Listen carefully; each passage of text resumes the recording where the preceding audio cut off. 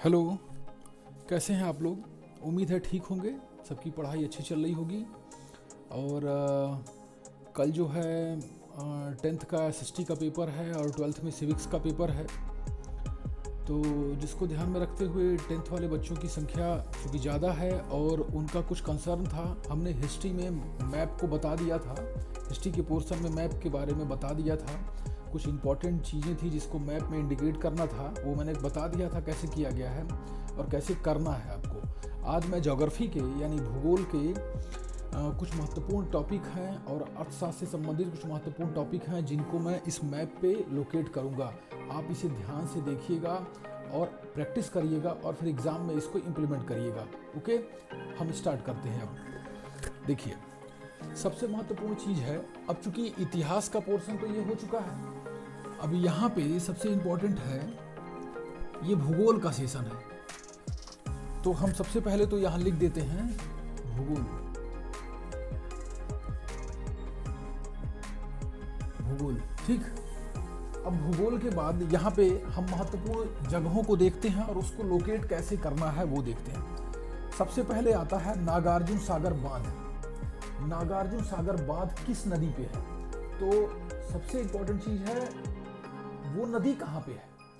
तो नागार्जुन सागर बांध को हम जब दिखाएंगे तो देखिए, नागार्जुन सागर बांध जो है ये आंध्र प्रदेश में है। आंध्र प्रदेश में है और किस नदी पे है? ये कृष्णा नदी पे है। तो हम यहाँ दिखाएंगे ये कृष्णा नदी है और इसी पे ये नागार्जुन सागर बांध बना हुआ है, ठीक। और ये जगह कौन सा है? ये है आपका, ये है आंध्र प्रदेश। ये है आंध्र प्रदेश, ठीक।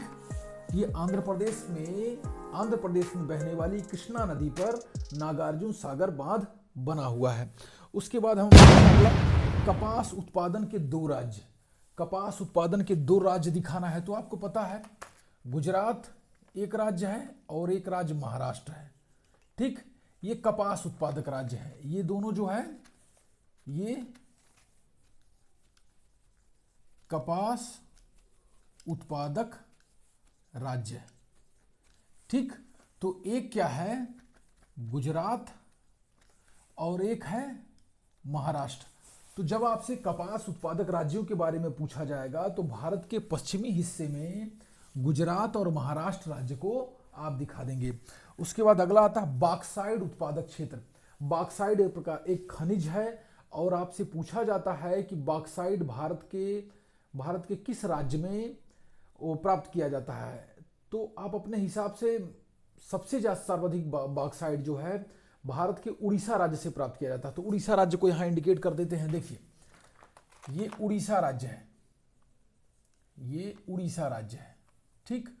तो ये आप हो गया उड़ीसा और ये क्या है? बॉक्साइट। बॉक्साइट, तो ये बॉक्साइट उत्पादक राज्य किस राज्य से सबसे ज्यादा बॉक्साइट प्राप्त किया जाता है? उड़ीसा राज्य से बॉक्साइट सबसे ज्यादा प्राप्त किया जाता है। हैदराबाद नगर को दिखाना है। तो हैदराबाद आपको पता है आंध्र प्रदेश राज्य की राजधानी हैदराबाद है और आंध्र प्रदेश से अलग हुए राज्य तेलंगाना की भी राजधानी हैदराबाद है। तो यहां पे हैदराबाद को आप लोकेट करेंगे। ये हैदराबाद है, आंध्र प्रदेश और तेलंगाना के बीच में हैदराबाद है। उसके बाद आता है ब्रह्मपुत्र नदी को लोकेट करना है। ब्रह्मपुत्र नदी को, तो ब्रह्मपुत्र नदी अरुणाचल प्रदेश के, भारत के अरुणाचल प्रदेश राज्य से प्रवेश करती है। तो आप अरुणाचल प्रदेश राज्य को पहले बना लीजिए।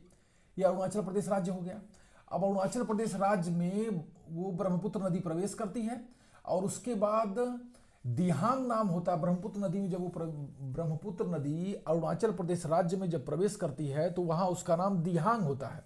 और उसके बाद जब वो आसाम में प्रवेश करती है, असम राज्य में, तो उसका नाम ब्रह्मपुत्र पड़ जाता है। और फिर वहां से वो बांग्लादेश होते हुए बंगाल की खाड़ी में गिर जाती है। तो ब्रह्मपुत्र नदी जो आप लोकेट करेंगे तो यहां से लगा के और पूरा यहां तक लोकेट करेंगे। तो ये क्या होगा? ये आपका ब्रह्मपुत्र नदी है।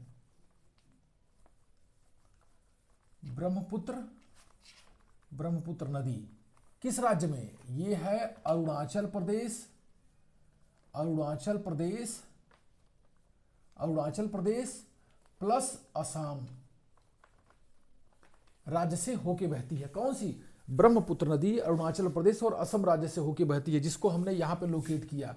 ये ब्रह्मपुत्र नदी है। ठीक, उसके बाद क्या है? राणा प्रताप सागर बांध। राणा प्रताप सागर बांध ये कहां पे है? तो राणा प्रताप सागर बांध ये राजस्थान राज्य में है। ये राजस्थान राज्य को हमने दिखा दिया, और यहां पे राणा प्रताप सागर बांध है। ठीक, राणा प्रताप सागर बांध है। ये राणा प्रताप सागर, ये राणा प्रताप सागर बांध है। ये कहाँ है? ये राजस्थान में है। ये हमने राजस्थान को लोकेट कर दिया, वो यहाँ पे है राजस्थान। ठीक, अच्छा अब देखेंगे अगला क्या है कि चाय उत्पादक 2 राज्य लिखना है। चाय उत्पादन करने वाले भारत के 2 राज्य। तो चाय उत्पादन करने वाले भारत के 2 राज्य, तो एक हो गया असम, एक हो गया असम, और एक हो गया पश्चिम बंगाल। ठीक, असम और पश्चिम बंगाल। तो चाय उत्पादन करने वाले 2 राज्य हो गए। ये हो गया पश्चिम बंगाल और ये हो गया असम। तो आप जब दिखाएंगे चाय उत्पादक 2 राज्य, कौन कौन से? एक असम और प्लस पश्चिम बंगाल, एक पश्चिम बंगाल। ठीक, ये असम राज्य है। आप यहां दिखाएंगे बांग्लादेश के ऊपर जो ये हल्का सा यहां टर्न होता है, ये आपका ये पश्चिम बंगाल है। पश्चिम बंगाल के दार्जिलिंग वाले हिस्से में यहां पे चाय होती है, और असम के ये ब्रह्मपुत्र नदी की ये जो यहाँ पे जो घाटियां हैं और जो यहाँ का कुछ पर्वतीय हिस्सा है, यहाँ पे चाय का उत्पादन किया जाता है। तो ये दोनों राज्य जो है असम और पश्चिम बंगाल में चाय का उत्पादन होता है। ठीक, उसके बाद हम ध्यान देंगे लोहा इस्पात उद्योग। भारत में लोहा इस्पात उद्योग प्रमुख स्थल कौन से हैं, जहां पे लोहा इस्पात उद्योग का प्रमुख स्थल है? तो देखिए भारत में जो लोहा इस्पात उद्योग का जो प्रमुख स्थल है वो है तमिलनाडु राज्य में। तमिलनाडु राज्य में ये है सेलम। सेलम, ठीक, ये लोहा इस्पात उद्योग, लोहा इस्पात उद्योग ये तमिलनाडु के सेलम में है। उसके बाद जो आंध्र प्रदेश की राजधानी है, जैसे ये आंध्र प्रदेश राज्य है, तो आंध्र प्रदेश राज्य की जो राजधानी है उसका नाम है विशाखापत्तनम। विशाखापत्तनम। तो विशाखापत्तनम में भी क्या है? ये भी लोहा इस्पात उद्योग है। तो आंध्र प्रदेश की राजधानी विशाखापत्तनम में भी लोहा इस्पात उद्योग है, और तमिलनाडु में सेलम नाम के स्थान पे भी लोहा इस्पात उद्योग है। और फिर आते हैं यहाँ पे छत्तीसगढ़ में, ये छत्तीसगढ़ राज्य है। तो छत्तीसगढ़ राज्य में ये दुर्ग है। दुर्ग में क्या है? लोहा इस्पात। अरे दुर्ग में एक जगह है भिलाही। तो भिलाही में क्या है? यहां पे ये दुर्ग, और कोष्टक में हम लिखते हैं भिलाई। यहां पे क्या है? भिलाही स्टील प्लांट है। यहां लोहा इस्पात उद्योग है। छत्तीसगढ़ राज्य के भिलाही नामक स्थान पे लोहा इस्पात उद्योग है। उसके बाद आते हैं उड़ीसा में। अब जब उड़ीसा राज्य, देखो ये उड़ीसा राज्य है, ये उड़ीसा राज्य है जो छत्तीसगढ़ राज्य से सटा हुआ है। तो उड़ीसा राज्य में, ये उड़ीसा राज्य है, तो उड़ीसा राज्य में जो है राउरकेला ये उड़ीसा राज्य का प्रमुख लोहा इस्पात उद्योग का स्थल है। ठीक ना, उड़ीसा राज्य में राउरकेला नाम का जो स्थान है ये लोहा इस्पात उद्योग का प्रमुख स्थल है। उसके बाद हम नेक्स्ट देखेंगे कि नर्मदा नदी कहां गिरती है। तो नर्मदा नदी जो है, अब देखिए नर्मदा नदी का जो उद्गम स्थल है वो मध्य प्रदेश है। नर्मदा नदी मध्य प्रदेश से निकलती है और महाराष्ट्र होते हुए जो है ये अरब सागर में गिरती है। ये नर्मदा नदी है। ये कौन सी है? ये नर्मदा नदी। तो ये जो नर्मदा नदी है ये मध्य प्रदेश से निकलती है। मध्य प्रदेश से निकलते हुए, मध्य प्रदेश से होते हुए छत्तीसगढ़ से निकलती है। छत्तीसगढ़ के अमरकंटक पर्वत से निकलती है। अमरकंटक पर्वत से इस अमरकंटक पर्वत से 3 नदियां निकलती हैं। एक नर्मदा निकलती है, तो नर्मदा बहती है पश्चिम की तरफ, और एक पूरब की तरफ बहने वाली नदी है जिसका नाम है महानदी, और एक जो है उत्तर की तरफ बहने वाली नदी है जिसका नाम है सोन नदी, जो गंगा नदी में जाके मिल जाती है बिहार में। तो ये जो छत्तीसगढ़ में अमरकंटक नाम का जो पर्वत है, यहाँ से 3 नदी निकलती है। कौन नदी? एक इधर गई नर्मदा, और एक इधर गई महानदी, और एक इधर गई सोन नदी। ठीक, हम थोड़ा और साफ कर देते हैं, आपको थोड़ा स्पष्ट नहीं पता चल रहा होगा, जिससे आपको और स्पष्ट पता चलने लगेगा। 1 मिनट, आप लोग थोड़ा घबराइएगा मत, मैं पूरा थोड़ा साफ कर दूं, क्योंकि एक एक चीज़ों को स्पष्ट करते रहूँगा तो सही रहेगा। अच्छा ठीक है, सारे महत्वपूर्ण ही चीज़ें हैं, आपको नोट भी करना होगा, आप देखेंगे भी। उसके बाद ये नर्मदा नदी निकलती है ऐसे छत्तीसगढ़ राज्य से होते हुए, ऐसे फिर मध्य प्रदेश होते हुए, और फिर ऐसे महाराष्ट्र होते हुए, और ये जाके अरब सागर में गिर जाती है। ये फिर अरब सागर, ये क्या है? ये अरब सागर है, तो अरब सागर में ये गिर जाती है। ठीक, नर्मदा नदी। अब देखिए होता क्या है, अगला आप ध्यान देंगे कि नरौरा परमाणु ऊर्जा केंद्र है, यहाँ पे परमाणु ऊर्जा बनाई जाती है। तो ये कहाँ पे है? ये उत्तर प्रदेश में है। तो अब हमें उत्तर प्रदेश जब दिखाएंगे तो ये उत्तर प्रदेश है, ये परमाणु ऊर्जा केंद्र है, ये उत्तर प्रदेश हमने बता दिया, और यहीं पे नरौरा है। ठीक, ये क्या है? उत्तर प्रदेश में नरौरा है, नरौरा, ये क्या है? परमाणु ऊर्जा केंद्र। ठीक, उत्तर प्रदेश में नरौरा है जो परमाणु ऊर्जा केंद्र है। उत्तर प्रदेश कहाँ? ये हमने दिखा दिया। अब आप देखेंगे अगला, उसके बाद पारादीप बंदरगाह। तो जो बंदरगाह की जब हम बात करते हैं तो पारादीप बंदरगाह की बात करते हैं। पारादीप बंदरगाह ये उड़ीसा राज्य में है, उड़ीसा राज्य का सबसे प्रमुख ये बंदरगाह है। यहाँ से विश्व के कई देशों को वस्तुओं का आयात निर्यात किया जाता है। तो पारादीप बंदरगाह कहाँ है? अब हमने आपको दिखा दिया ये उड़ीसा, तो स्वाभाविक है जो बंदरगाह होता है वो तट पे ही तो होगा। तो यहाँ पे ये पारादीप बंदरगाह है। अब कुछ चीजों को मिटाना ही पड़ेगा, बिना उसके आपको स्पष्ट नहीं पता चलेगा। 1 मिनट,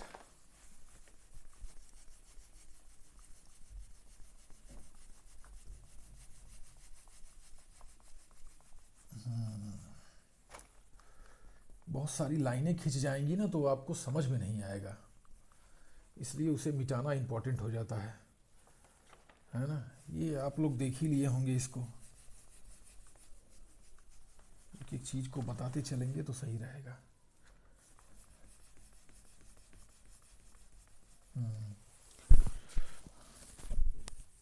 देखिए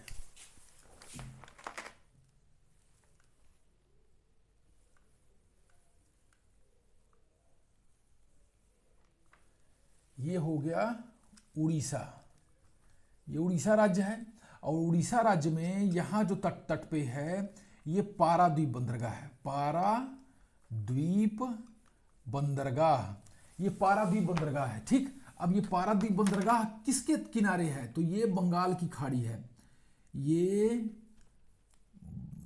बंगाल की खाड़ी, ये बंगाल की खाड़ी में है पारादीप बंदरगाह। ठीक, क्लियर हो गया। अब यहाँ पे बंगाल की खाड़ी में है पारादीप बंदरगाह। अब यहाँ पे अगला देखेंगे हम, अगला महत्वपूर्ण चीज क्या है बताने के लिए आपको, उत्तर रेलवे का मुख्यालय। जैसे रेलवे को 18 भागों में बांटा गया है, तो रेलवे को 18 भागों में बांटा गया है, तो उसी में एक भाग है उत्तर रेलवे। तो जो उत्तर रेलवे का वो मुख्यालय है वो नई दिल्ली में है। ठीक, तो नई दिल्ली कहाँ पे है? नई दिल्ली यहाँ पे है। तो ये स्थल जो हो गया ये उत्तर रेलवे का मुख्यालय, ये क्या है? ये नई दिल्ली। ठीक ना, ये नई दिल्ली हो गया। और ये किसका मुख्यालय है? ये उत्तर रेलवे का मुख्यालय है। ठीक है, अब आते हैं अगले पे, सरदार सरोवर बांध किस नदी पे है? तो सरदार सरोवर बांध ये नर्मदा नदी पे है। तो हमने अभी दिखाया ये नर्मदा नदी हो गया, और ये जो है सरदार सरोवर बांध हो गया। एक मिनट, ये सरदार सरोवर ये बांध हो गया। ठीक, तो नर्मदा नदी के ऊपर सरदार सरोवर बांध है। क्लियर। अच्छा, उसके बाद क्या है, उत्तर रेलवे का मुख्यालय हो गया। काली मिट्टी के क्षेत्र हमने बता ही दिए, जो काली मिट्टी के क्षेत्र हैं वो गुजरात और महाराष्ट्र हैं। उसके बाद संगम कहाँ लगता है, यानी कुंभ कहाँ लगता है, दो नदी गंगा यमुना सरस्वती तीनों नदियों का संगम कहाँ पे है, ये प्रयागराज में है। प्रयागराज कहाँ है, ये उत्तर प्रदेश में है। तो ये हो गया आपका प्रयागराज, प्रयागराज। ठीक, पहले इसे इलाहाबाद कहा जाता था। उसके बाद आप देखेंगे कि प्रयागराज हो गया। और सदाबहार वन, सदाबहार वन, वन कहाँ पाए जाते हैं, ऐसे वन जो सदाबहार रहते हैं। सदाबहार का मतलब जिनकी पत्तियां नहीं गिरती हैं, वो हरे भरे बने रहते हैं। इस प्रकार के वन कहाँ पाए जाएंगे, पश्चिमी घाट में। देखिए, जो भारत है ये दो पर्वतीय हिस्सों में बटा हुआ है, पूर्वी और पश्चिमी, तो मतलब दो तटवर्ती हिस्सों में बटा हुआ है। और ये जो तट है ना, यहाँ पे पर्वत शिखर पाए जाते हैं। जैसे पश्चिम घाट के पर्वत, अब चूंकि घाट इसको इसलिए बोलते हैं क्योंकि ये समुद्र से तट पे है, तो पश्चिमी घाट बोल दिए। और ये पूरब में है तो इसे पूर्वी घाट।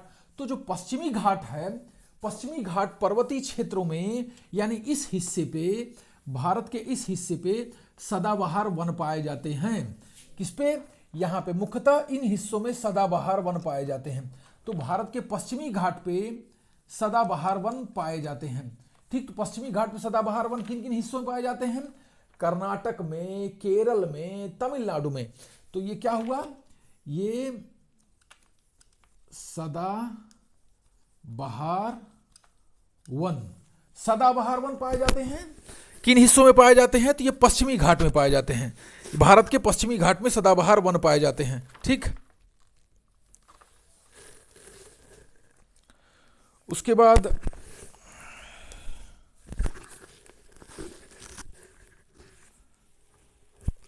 भारत के किसी एक हवाई पत्तन का नाम बताइए। भारत के किसी एक हवाई पत्तन यानी हवाई अड्डा का नाम बताना है। तो इंदिरा गांधी आप बता देंगे, इंदिरा गांधी राष्ट्रीय हवाई अड्डा, इंदिरा गांधी राष्ट्रीय हवाई अड्डा ये कहाँ पे है, ये नई दिल्ली में है। इंदिरा गांधी अंतर्राष्ट्रीय हवाई अड्डा ये नई दिल्ली में। आप कहाँ दिखा देंगे, जब आपसे किसी हवाई अड्डे का नाम लिया जाएगा तो आप इंदिरा गांधी अंतर्राष्ट्रीय हवाई अड्डा नई दिल्ली में दिखा देंगे, यहाँ पे ये नई दिल्ली में। ठीक, और सदाबहार वन कहाँ, सदाबहार वन पश्चिमी घाट में पाए जाते हैं। तो पश्चिमी घाट में कौन कौन सी जगह पे, ये कर्नाटक हो गया, ठीक, प्लस केरल हो गया, ठीक, प्लस तमिलनाडु के कुछ हिस्सों में। तो इस तरीके से इन क्षेत्रों में ये सदाबहार वन पाया जाता है, क्योंकि यहाँ पे मानसून से आने वाली, मानसून से प्राप्त होने वाली सर्वाधिक वर्षा प्राप्त होती है, जिसके चलते यहाँ पे जो वनस्पतियां हैं वो हरदम हरी भरी सी रहती हैं। दूसरा क्या है, दक्षिण भारत की किसी एक नदी का नाम बताइए। दक्षिण भारत की किसी एक नदी का नाम, कृष्णा, जो हमने यहां दिखा दिया था। दक्षिण भारत की किसी एक नदी का नाम, ये कृष्णा हो गया, ये कृष्णा नदी हो गई। ये आपका जो है ये आंध्र प्रदेश हो गया, और ये तेलंगाना हो गया। तो ये कौन सी नदी हो गई, ये कृष्णा नदी हो गई। ठीक है ना, दक्षिण भारत में। तो दक्षिण भारत यही है, तो दक्षिण भारत में ये कृष्णा नदी हो गई। कौन सी, ये कृष्णा नदी। ये कहां पे बहती है, ये आंध्र प्रदेश में आप दिखा दो। ठीक, आंध्र प्रदेश में, कर्नाटक में, तेलंगाना में। ये कर्नाटक के, जैसे जो कृष्णा नदी है ये कर्नाटक के महाबलेश्वर, कर्नाटक में एक महाबलेश्वर पर्वतीय स्थल है, वहां से ये नदी निकलती है और तेलंगाना होते हुए, आंध्र प्रदेश होते हुए, और ये बंगाल की खाड़ी में गिर जाती है, बे ऑफ बंगाल में ये गिर जाती है। ठीक, अच्छा, अब देखते हैं नेक्स्ट क्या है, डल झील। तो डल झील आपको पता है ये जम्मू कश्मीर में है। ये डल झील जम्मू कश्मीर में, J&K, ये कौन सी झील है, ये डल झील हो गई। ठीक, डल झील हो गई कहाँ पे, जम्मू कश्मीर में। अगला आप देखेंगे राणा प्रताप सागर हो ही गया। लाल मिट्टी, लाल मिट्टी किस राज्य में मुख्यतः पाई जाती है, तो लाल मिट्टी आपसे जब पूछा जाएगा तो आप मुख्यतः दिखाएंगे मध्य प्रदेश राज्य में। यानी ये जो मध्य प्रदेश का हिस्सा है ना भारत के मध्य में, ये मध्य प्रदेश के हिस्से में, मध्य प्रदेश राज्य में ये लाल मिट्टी पाई जाती है। ये लाल मिट्टी अब चूंकि पाई तो और भी जगह जाती है, लेकिन जहां पे सर्वाधिक होगा मध्य प्रदेश में लाल मिट्टी पाई जाती है। ठीक, और मध्य प्रदेश आप जो खाएंगे उत्तर प्रदेश के दक्षिण में दिखाएंगे और मध्य भारत के उत्तर में दिखाएंगे।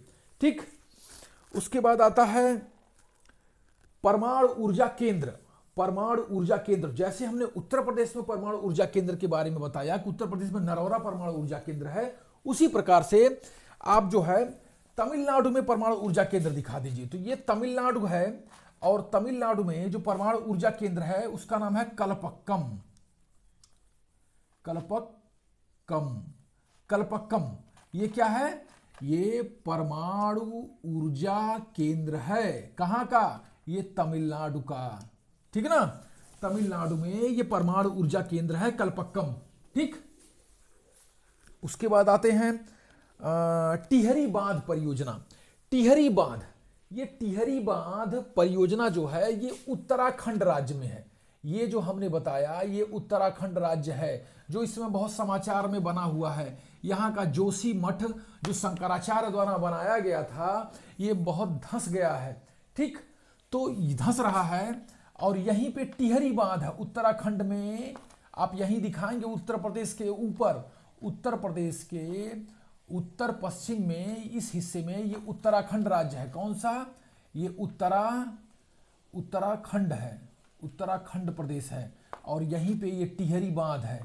ठीक है ना, ये टिहरी बांध उत्तराखंड में है। उसके बाद देखेंगे दक्षिण भारत के एक पर्वत का नाम बताइए। तो दक्षिण भारत का एक पर्वत, दक्षिण भारत, तो हम जब दक्षिण भारत की बात करेंगे तो दक्षिण भारत के जो पर्वत है उसका नाम, दक्षिण भारत में तमिलनाडु, केरल और कर्नाटक, तमिलनाडु, केरल और कर्नाटक के बॉर्डर पे ही एक पर्वत है जिसे बोलते हैं नीलगिरी की पहाड़ियां। यहाँ पे एक पर्वत है जिसे बोलते हैं नीलगिरी की पहाड़ियां। ये तमिलनाडु में भी है, ये केरल में भी है और ये कर्नाटक में है। ये क्या है? नीलगिरी, नीलगिरी, नीलगिरी की पहाड़ियां, नीलगिरी की पहाड़ियां। अब ये नीलगिरी की जो पहाड़ी है इसकी विशेषता समझो। यहाँ पे जो है नीलगिरी की पहाड़ियों के ऊपर एक जनजाति रहती है जिसे डोडा कहते हैं, और इस जनजाति में जो है एक प्रथा है, बहुपति प्रथा है। यानी एक महिला बहुत सारे पतियों को रख सकती है, बहुत सारे लोगों से शादी कर सकती है। तो बहुपति प्रथा है। ये तो हो गई वहाँ की सामाजिक व्यवस्था। अब वहाँ पे एक जो है सांस्कृतिक व्यवस्था है। वहाँ पे उस नीलगिरी पर्वत पे एक फूल पाया जाता है जिसे बोलते हैं नीलकुरुंजी। तो नीलकुरुंजी नाम का ये जो फूल है ये 12 साल में एक बार खिलता है। ये 12 साल में एक बार खिलता है और जो ये जनजाति है डोडा, इसकी बहुत आस्था है इस नीलकुरुंजी के फूल पे। और ये फूल जो है इसी नीलगिरी पर्वत पे खिलता है, इसी नीलगिरी पर्वत पे ही खिलता है। और जो डोडा जनजाति है वो इसी नीलगिरी पर्वत की चोटी पे ही रहती है। ठीक, तो आप जान लीजिए दक्षिण भारत का जब पर्वत आपसे पूछा जाएगा तो आप ऐसे ही यहीं पे बना देंगे। यहीं पे तमिलनाडु और केरल और कर्नाटक ये तीनों के बीच में, एकदम बीच में ही सीमेंट पर्वत की पहाड़ी हो गई। उसके बाद आ जाएंगे सीमेंट उद्योग का एक क्षेत्र। सीमेंट उद्योग का एक क्षेत्र जो है वो आप बता देंगे कटनी, मध्य प्रदेश में कटनी। जैसे एक मिनट, थोड़ा सा सफाई कर दिया जाए क्योंकि बहुत ज्यादा हो गया है तो आपको क्लियर नहीं हो रहा होगा।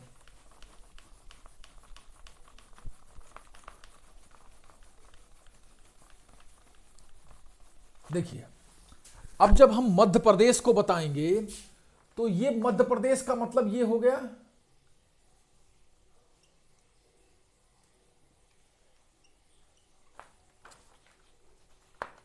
ये मध्य प्रदेश हो गया।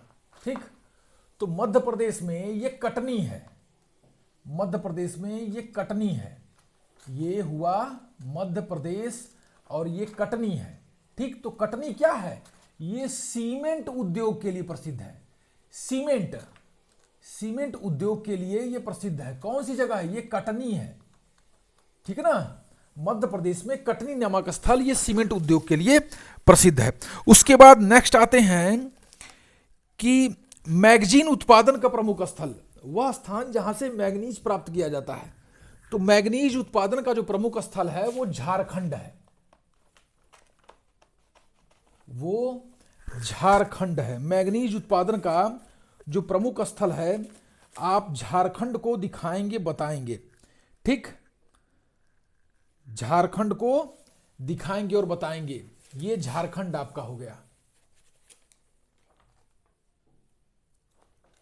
ये आपका झारखंड हो गया। ये मैग्नीज उत्पादक स्थल है, ये क्या है, झारखंड, झारखंड। और इसको आप क्या दिखाएंगे, ये मैग्नीज, मैग्नीज उत्पादक स्थल। ठीक, मैग्नीज उत्पादक स्थल हो गया। अब उसके बाद क्या है, उसके बाद खनिज तेल शोधशाला। जब खनिज तेल निकाला जाता है जब जमीन के अंदर से, तो उसको सीधे नहीं यूज कर लिया जाता है, उसको पहले साफ किया जाता है। तो खनिज तेल शोधशाला यानी जो है ऑयल रिफाइनरी कहाँ कहाँ पे है। तो आपसे किसी एक खनिज तेल शोधशाला के बारे में पूछा जाएगा। तो आप चूंकि उत्तर प्रदेश में हैं, तो हमारे यहाँ भी एक खनिज तेल शोधशाला है जिसका नाम है मथुरा। तो मथुरा में, उत्तर प्रदेश के मथुरा में, ये मथुरा है। और मथुरा में क्या है, ये है मथुरा, ये मथुरा है उत्तर प्रदेश के। ये मथुरा में ये क्या है, तेल शोधशाला, उत्तर प्रदेश के तेल शोधशाला, उत्तर प्रदेश के मथुरा में तेल शोधशाला है। ठीक, उत्तर प्रदेश के मथुरा में तेल शोधशाला है। उसके बाद क्या है,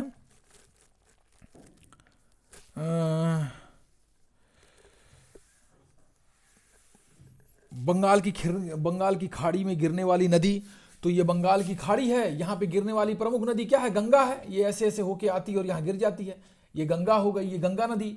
आपसे पूछा जाएगा बंगाल की खाड़ी में गिरने वाली कौन सी नदी है, तो आप गंगा नदी को दिखा देंगे, बंगाल की खाड़ी में गिरने वाली। ये नदी ऐसे ही उत्तराखंड से निकलती है और उत्तराखंड से ऐसे बहते हुए उत्तर प्रदेश में बहते हुए और उसके बाद बिहार होते हुए और उसके बाद फिर ये नदी पश्चिम बंगाल होते हुए बंगाल की खाड़ी में गिर जाती है। ये कौन सी नदी है, ये गंगा नदी। ठीक ना, ये गंगा नदी हो गई। ठीक, अब उसके बाद और हाँ, चावल उत्पादक स्थल आपको बताना है, चावल उत्पादक स्थल। इसको कुछ मिटाते हैं अब।